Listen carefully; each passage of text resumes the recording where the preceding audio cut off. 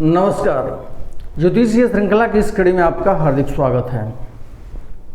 अभी हम कुछ वैसे ज्योतिष के सूत्रों का अध्ययन कर रहे हैं जिनके द्वारा किया गया फल कथन एकदम सटीक होता है और वैसी भविष्यवाणी कभी असत्य नहीं होती है। आइए देखते हैं कुछ और सूत्रों के बारे में।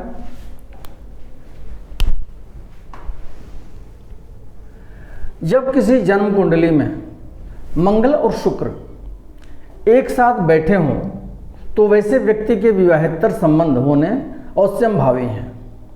इसमें कोई प्रयोजन नहीं है कि वह व्यक्ति कितना संयमी, सदाचारी और विनीत प्रतीत होता है। क्या कहा जा रहा है कि कुंडली में कहीं भी किसी भी भाव में मंगल और शुक्र यदि एक साथ बैठे हों तो वैसे जातक के विवाहेतर संबंध अवश्य होते हैं। इसमें कोई दो मत नहीं है। चाहे वह व्यक्ति अपने सामाजिक जीवन में कितना भी सदाचारी, संयमी और विनीत नजर आता हो, एकदम बहुत सही आदमी नजर आता हो, लेकिन उसका विवाहेतर संबंध होना एकदम अति आवश्यक है।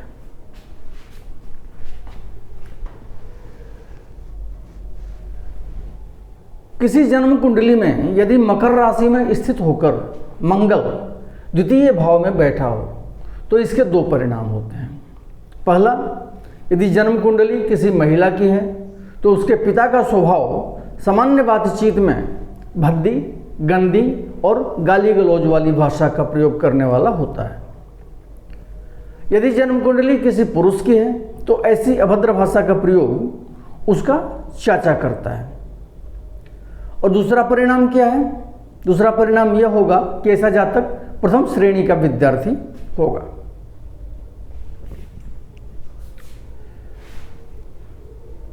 द्वितीय भाव में, कुंडली के द्वितीय भाव में मकर राशि में यदि मंगल स्थित हो, अर्थात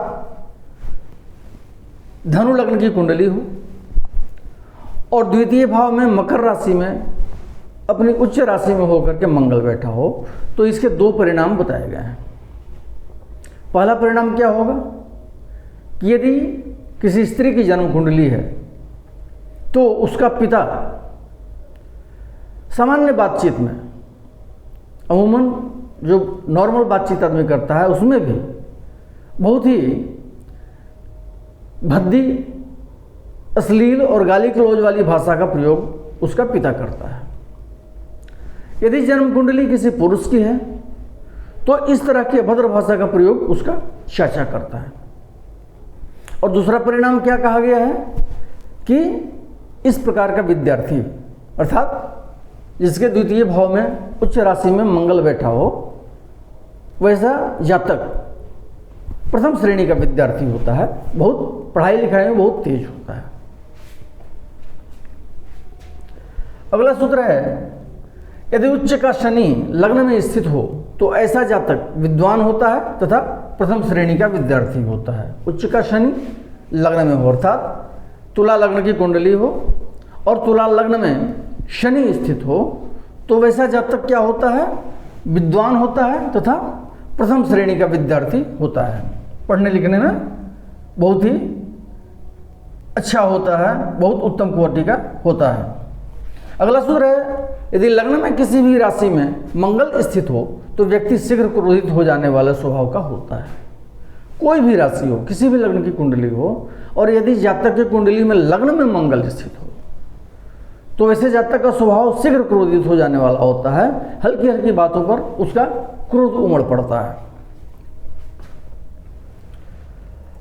अगला सूत्र है, यदि लग्न में मेष राशि स्थित हो तो जातक इतना धैर्यहीन होता है कि अज्ञात भावी तिथि पर सफलता की प्रतीक्षा करने की अपेक्षा शीघ्र ही विपरीत परिणाम सुनना पसंद करता है। यदि जातक की कुंडली में मेष लग्न की कुंडली हो, अर्थात लग्न में मेष राशि स्थित हो, तो वैसा जातक धैर्यहीन होता है, बहुत अधीर होता है। वह अच्छी सफलता का रिजल्ट लेट से या अज्ञात तिथि में अगर अच्छी सब अच्छे रिजल्ट की संभावना हो तो उसका इंतजार वो नहीं कर सकता है।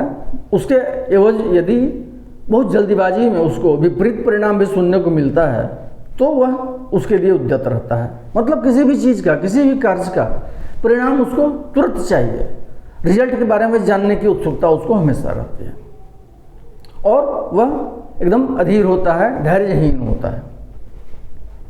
अगले वीडियो में हम कुछ और ज्योतिषीय सूत्रों का अध्ययन करेंगे जिनके द्वारा की गई भविष्यवाणियाँ एकदम सत्य होती हैं और सटीक होती हैं।